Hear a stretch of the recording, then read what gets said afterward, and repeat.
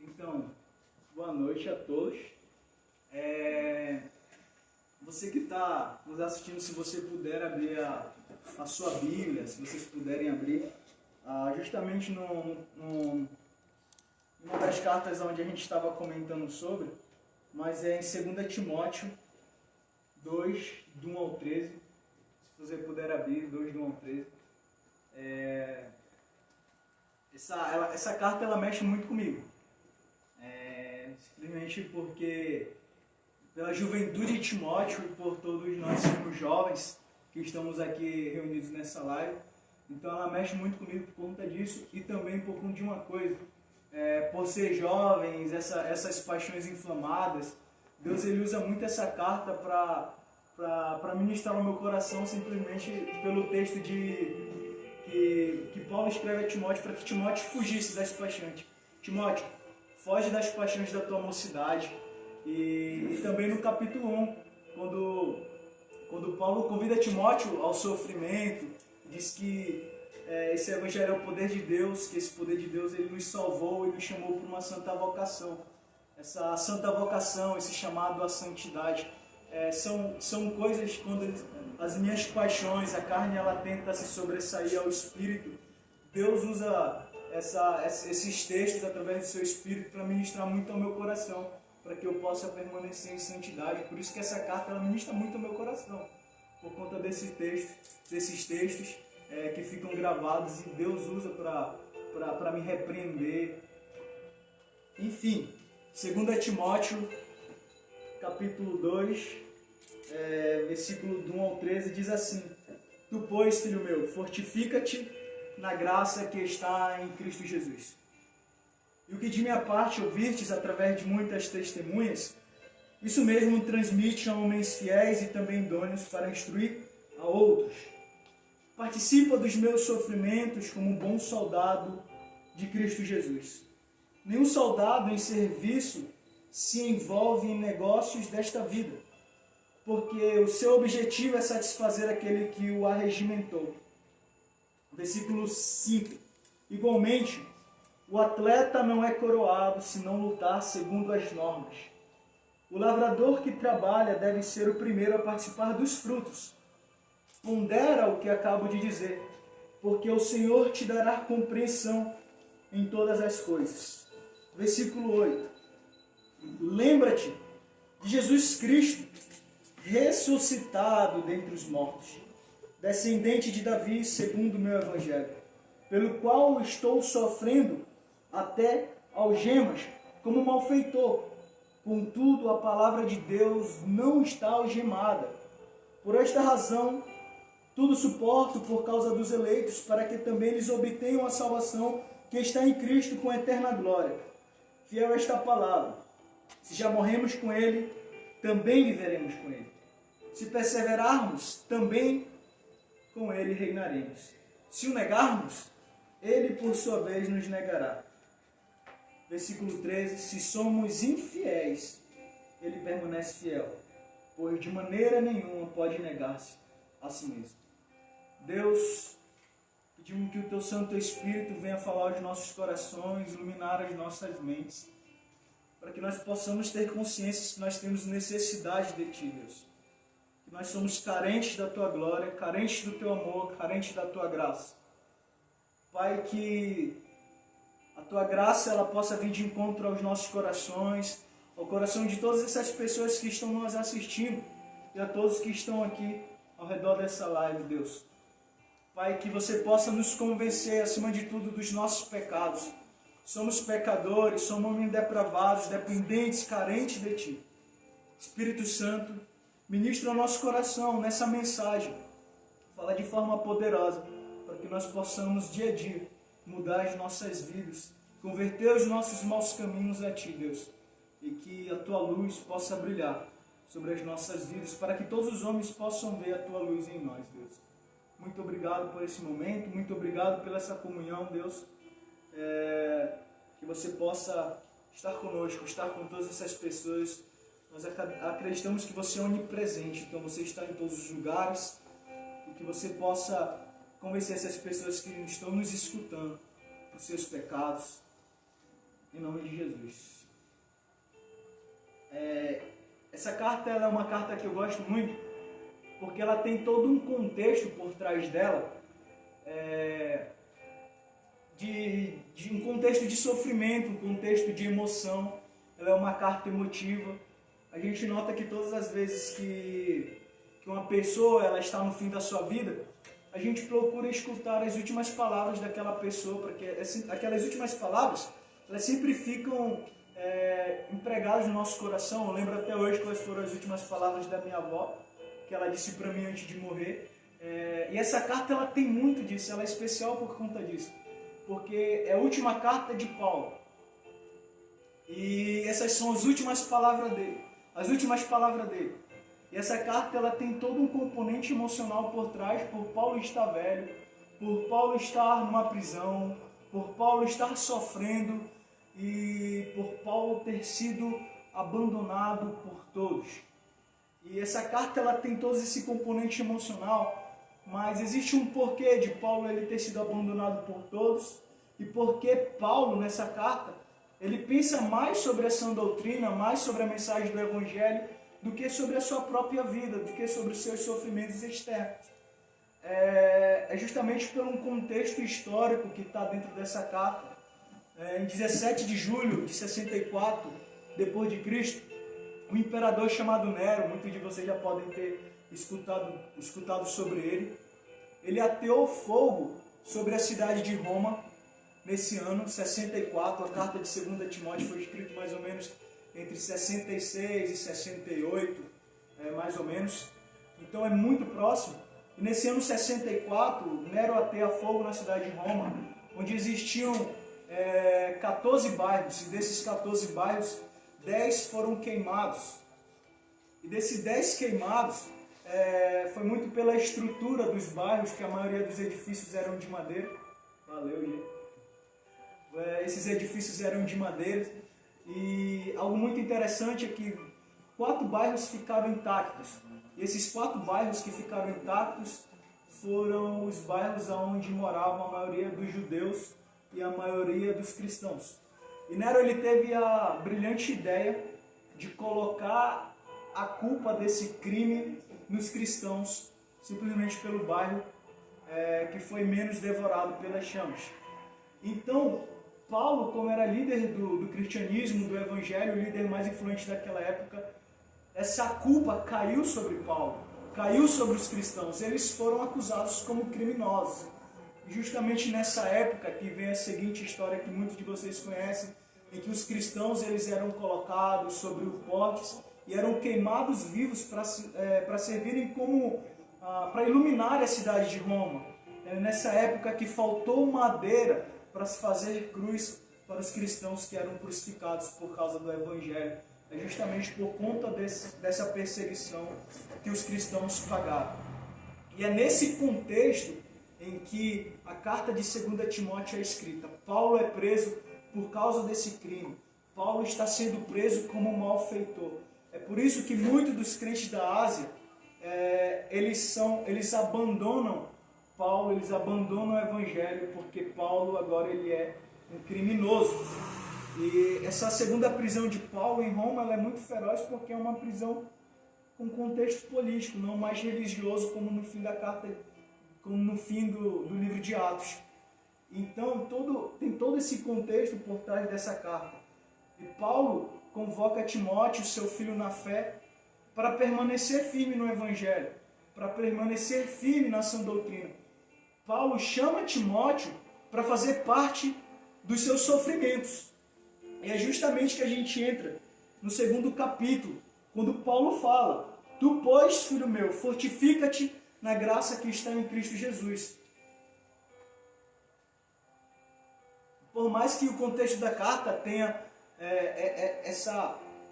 esse contexto muito violento, muito feroz, muito emotivo, para que a fé dos cristãos elas possam permanecer firme e pura, existia esse jovem chamado Timóteo, que era um jovem onde ele tinha alguns problemas, que a gente considera um problema. Então, um desses problemas era que Timóteo era jovem demais. jovem para os padrões da época. Entre 35 e 40 anos ele tinha. E o outro problema era que Timóteo era muito tímido.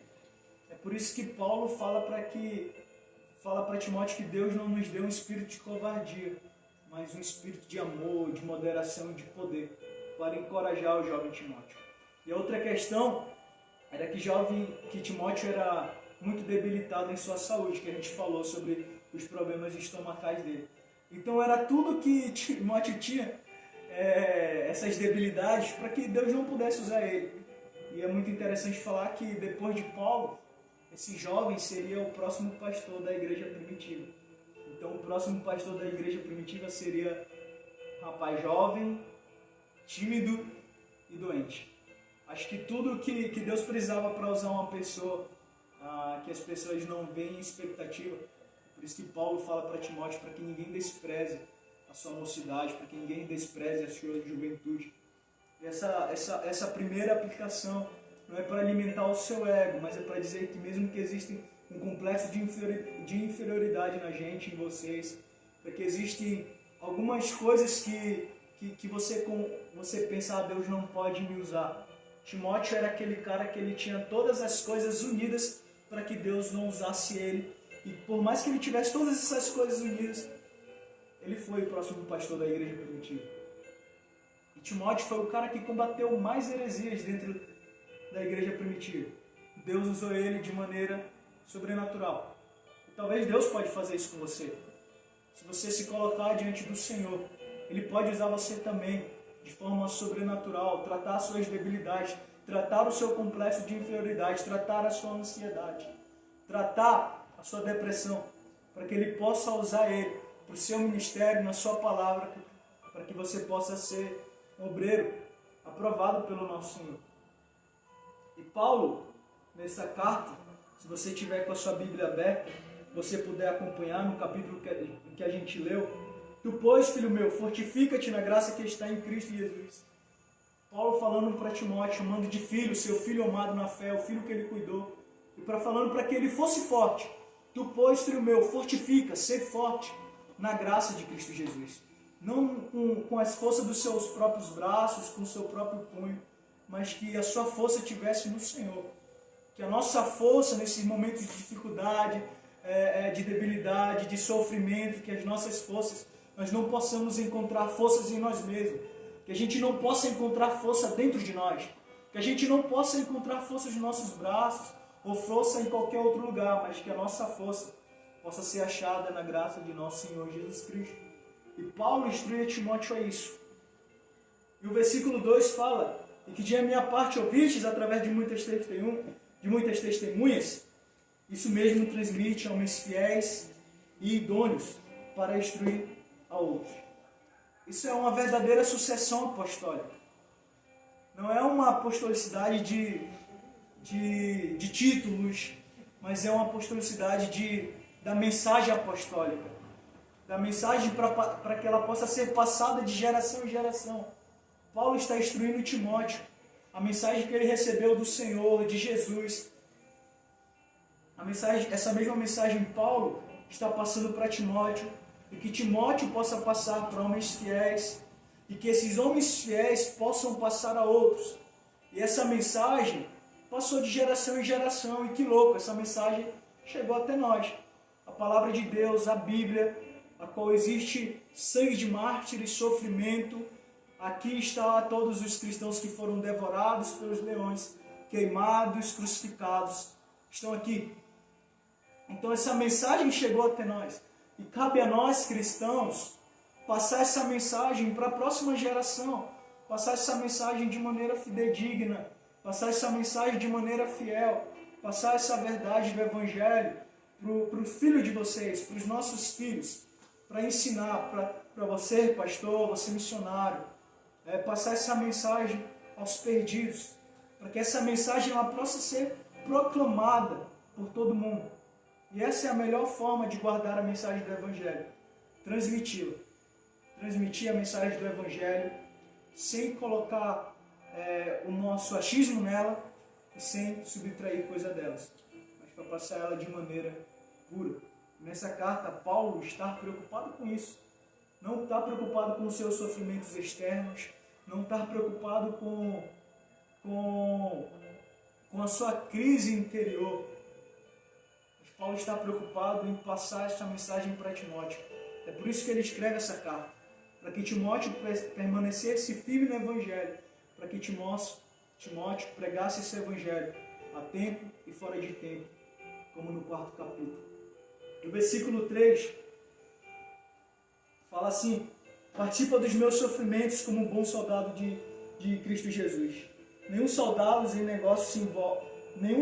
em serviço se envolve em negócios desta vida, porque o seu objetivo é satisfazer aquele que o arregimentou. A partir desse momento, Paulo usa 3 figuras para descrever a vida de um cristão. E o primeiro é a figura de um soldado, falando para Timóteo participar dos seus sofrimentos como um bom soldado. Não como um soldado somente, mas como um bom soldado.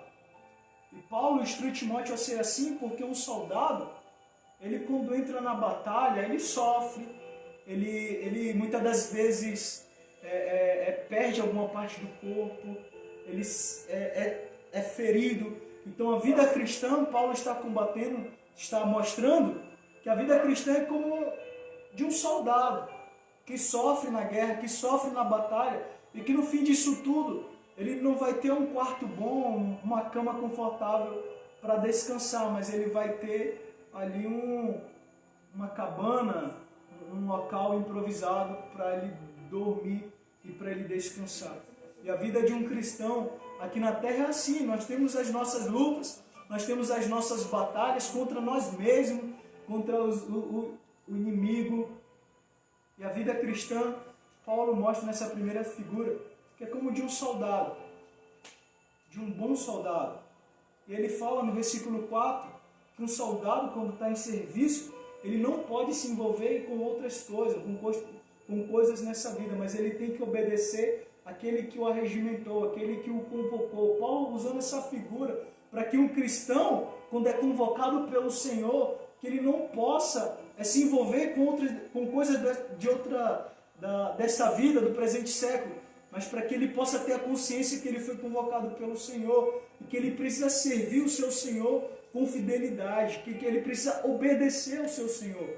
E um soldado, ele tem a única preocupação de obedecer o general, o subtenente, aquele que o convocou, aquele que arregimentou.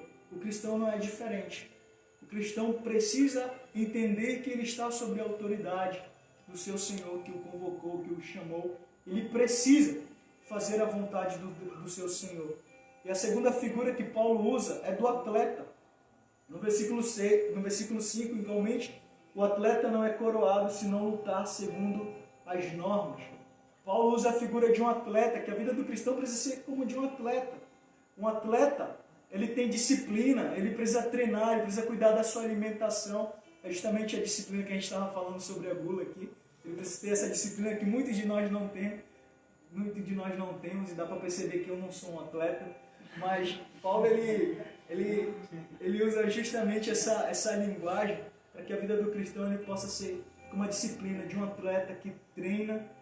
E ele usa a expressão de que um atleta ele não é coroado se ele não usar segundo as normas. Naquele tempo não era medalha, era a coroa que eles ganhavam. Então, um atleta ele precisa correr essa corrida da fé segundo as normas, segundo a palavra de Deus, em obediência a Cristo. Um atleta, quando ele é disciplinado, dá para perceber que a sua carreira, ela muitas das vezes é frustrada. Eu tenho um Ronaldinho Gaúcho como ídolo, tenho um bonequinho dele na minha casa. Ele teve 2 anos muito fantásticos no Barcelona, 2 anos de Pelé, mas ele não teve a mesma disciplina que Messi e Cristiano Ronaldo têm durante 10 anos. Então ele poderia fazer muito mais. É justamente essa disciplina do atleta que Paulo ele usa essa metáfora para a vida do cristão. Ele precisa ser disciplinado, que ele precisa ser constante na sua vida devocional, na palavra de Deus, em procura de santidade, em procura de ser semelhante a Cristo. E a terceira figura que Paulo usa é o lavrador. O lavrador que trabalha deve ser o primeiro a participar dos seus frutos. É muito interessante que o atleta ele pode ter aqueles holofotes todos, mas o lavrador não. Aquele que cuida da terra, ele tem um trabalho do próprio do suor dele, é um trabalho de sofrimento, de regar a terra. Ele depende da terra para comer. E Paulo usa justamente essa metáfora, que o lavrador ele precisa ser como a terra. Nós precisamos ser como um lavrador, que depende da terra, que depende do nosso Senhor para comer. E simplesmente, ao lavrar a terra, quando dá aquele fruto, nós somos os primeiros a experimentar. É muito interessante Paulo usando essas três figuras para comparar a vida de um cristão, de como nós devemos ser, de termos as nossas disciplinas, sermos como os atletas, sermos como um soldado, aprender a batalhar a vida cristã. E a sermos como um lavrador, que sofre, que colhe, que planta, que rega a terra. E os versículos seguintes, Paulo fala para Timóteo, para que Timóteo meditasse nisso. E que o Senhor iria instruir ele em outras coisas. Uma dependência do Espírito Santo. E o versículo 8 é muito interessante que Paulo ele traz essa lembrança para Timóteo. Lembra-te de Cristo Jesus, ressuscitado dentre os mortos, descendente de Davi, segundo o meu Evangelho. Em um contexto que Timóteo estava oprimido pela sua juventude, Paulo instrui Timóteo como ter uma vida cristã, segundo essas figuras. Mas Paulo fala o principal, para que Timóteo lembrasse de Jesus Cristo ressuscitado, lembrasse do sofrimento de Cristo, de tudo que Ele passou por nós, pagando pelos nossos pecados. E algo muito interessante que Paulo usa essas duas expressões. Lembra-te de Jesus Cristo ressuscitado dentre os mortos, da descendência de Davi. Ele ressuscitou dentre os mortos, a figura divina de Jesus. E ele é descendente de Davi, a figura humana de Jesus. Esse Jesus histórico é o mesmo Cristo divino. E Timóteo faz isso para lembrar, Paulo faz isso para lembrar Timóteo do sofrimento de Jesus. E que nós possamos, nos momentos difíceis, de sofrimento, como nós não aguentamos mais, lembrar disso, de Cristo Jesus ressuscitado. E se Ele está ressuscitado, é porque Ele venceu a morte. E se Ele venceu a morte, nós morrimos com Ele. Nós viveremos com Ele também, em vida. Ele ressuscitou, então significa que Ele venceu a morte. Então, nos nossos momentos difíceis, que nós possamos lembrar disso, de Cristo Jesus ressuscitado, que Ele venceu a morte por nós, Ele pagou o nosso pecado, um alto preço, para que nós estivéssemos aqui, tendo vida em Cristo. Em Cristo. E Paulo lembra isso muito em Timóteo. Muito interessante, no versículo 9, quando Paulo fala sobre esse evangelho de Cristo Jesus ressuscitado, dizendo que esse evangelho pelo qual eu estou sofrendo, até algemas como malfeitor, contudo, a palavra de Deus não está algemada. Esse evangelho que Paulo estava sofrendo na sua própria carne, no seu próprio físico, e como malfeitor, pagando um crime que ele não cometeu. É por isso que muitas pessoas o abandonaram. Esse evangelho em que Paulo, na prisão, ele tem essa consciência. Esse evangelho que ele está preso, mas a palavra que ele está pregando não está algemada. Por mais que hoje, nesse presente século, se você não sabe, existem muitos cristãos presos, mas a mensagem que eles estão pregando não está algemada. O mensageiro pode estar preso, mas a mensagem não está algemada. A palavra de Deus não está algemada. E nós temos essa liberdade de proclamar essa palavra de geração em geração, de proclamar essa palavra em todos os lugares, esse verdadeiro evangelho, esse evangelho genuíno. É por isso que eu vim com essa camisa hoje, que fala que existem 53 países onde o cristianismo ele é perseguido. Essa camisa em forma de cruz, para mostrar que a palavra de Deus ela não está algemada nos países mais perseguidos. Na Coreia do Norte, onde é o país onde tem a maior perseguição, Afeganistão, Somália, Iêmen, Eritreia, todos esses países existem cristãos exilados. Na China, os mensageiros podem estar sofrendo, mas a mensagem não. A mensagem não está algemada. A mensagem continua alcançando os corações dos pecadores. A mensagem continua alcançando os corações dos perdidos. A mensagem continua trazendo luz às trevas. A mensagem continua trazendo pessoas aos pés de Cristo. A mensagem não está algemada. E o versículo seguinte fala que Paulo está sofrendo isso justamente por causa dos eleitos, para que eles obtenham salvação em Cristo. E já terminando, Paulo fala, fiel a esta palavra, se morremos com Ele, também viveremos com Ele. Se perseverarmos, também com Ele reinaremos. Se o negarmos, Ele por sua vez nos negará. Se somos infiéis, Ele permanece fiel, pois de maneira nenhuma Ele pode negar-se a si mesmo.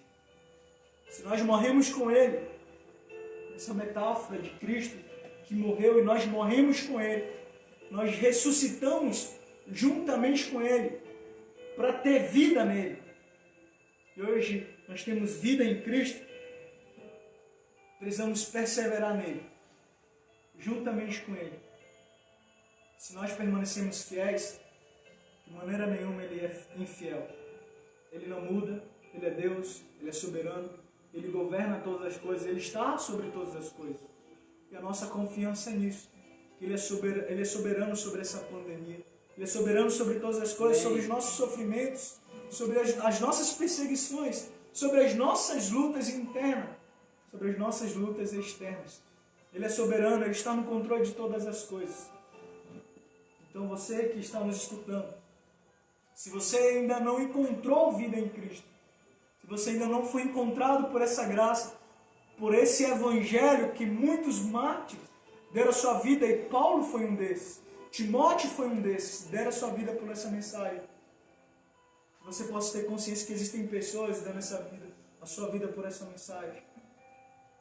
E que você que está nos escutando, você possa se voltar ao Deus dessa mensagem, a Jesus, o Cristo, que morreu por nós, pelos nossos pecados, pagou um alto preço, assim como Paulo se fez malfeitor também na cruz. No Antigo Testamento já dizia que todo aquele que fosse pregado no madeiro, ele era considerado como maldito, e Cristo se fez maldito no madeiro, por mim e por você, para que nós pudéssemos ter vida nele. E em obediência a Deus, Cristo deu a sua vida, para que hoje nós estivéssemos aqui, compartilhando a sua palavra, ouvindo a sua palavra, que você possa ser esse cristão, que leva esse evangelho de geração em geração, que compartilha esse evangelho de geração em geração, de maneira fidedigna, fiel, assim como Paulo, assim como Timóteo, assim como os pais da igreja, assim como os heróis da fé, assim como tantas outras pessoas da antiguidade que você conhece, assim como os cristãos notáveis do nosso século, assim como você que não é tão notado assim, mas você precisa compartilhar desse evangelho. E é muito interessante, já encerrando, que esse evangelho ele precisa ser compartilhado, que no primeiro século, já no início do evangelho, não foram os grandes homens que compartilharam do evangelho, foram as pessoas simples. Foi a mulher que lavava a roupa, foi o fazedor de tenda, Paulo, foi a pessoa que circulava de um lugar para o outro e compartilhava a sua fé que estava nela com outras pessoas. Foram pessoas simples que espalharam o evangelho. Você, eu, como pessoas simples, podemos espalhar esse evangelho, essa mensagem de Cristo Jesus. Que você que ainda não foi alcançado por essa graça, que você se volte a Jesus, que você receba dessa graça, que você seja cuidado pelo nosso Deus. Nesse momento em que nós estamos todos em casa, você possa ser encontrado por esse evangelho, você possa ser encontrado por essa graça, que o Espírito Santo ele possa convencer você do seu pecado, da justiça, do juízo, e que Deus te abençoe. Você que está nos escutando até aqui, que o Senhor ele possa nos guardar, que o Senhor ele possa cada dia falar aos nossos corações nesse momento em que nós estamos guardados. Esse é um momento de crescer em devoção, intimidade e na palavra de Deus. É muito interessante também, aqui encerrando para falar sobre isso, que esse é um momento de crescimento em Deus, de crescimento espiritual, que Paulo escreveu a maioria de suas cartas na prisão, onde ele estava trancado, que os missionários, em tribos indígenas, quando eles estão em processo de tradução das Escrituras, quando eles começam a traduzir as Escrituras de maneira mais intensa, quando eles estão doentes, quando eles pegam febre amarela, quando eles pegam dengue ou alguma outra doença, quando eles estão nesse momento de debilidade, trancados, é onde eles conseguem traduzir as Escrituras de maneira mais intensa. Então, esse momento de estar a sós, de estar resguardado, esse é um momento de crescimento em Deus. Esse é um momento de crescimento em devoção, crescimento na sua palavra. Nós possamos crescer cada dia mais em graça e conhecimento. Você possa ser alcançado por essa graça. Que Deus te abençoe.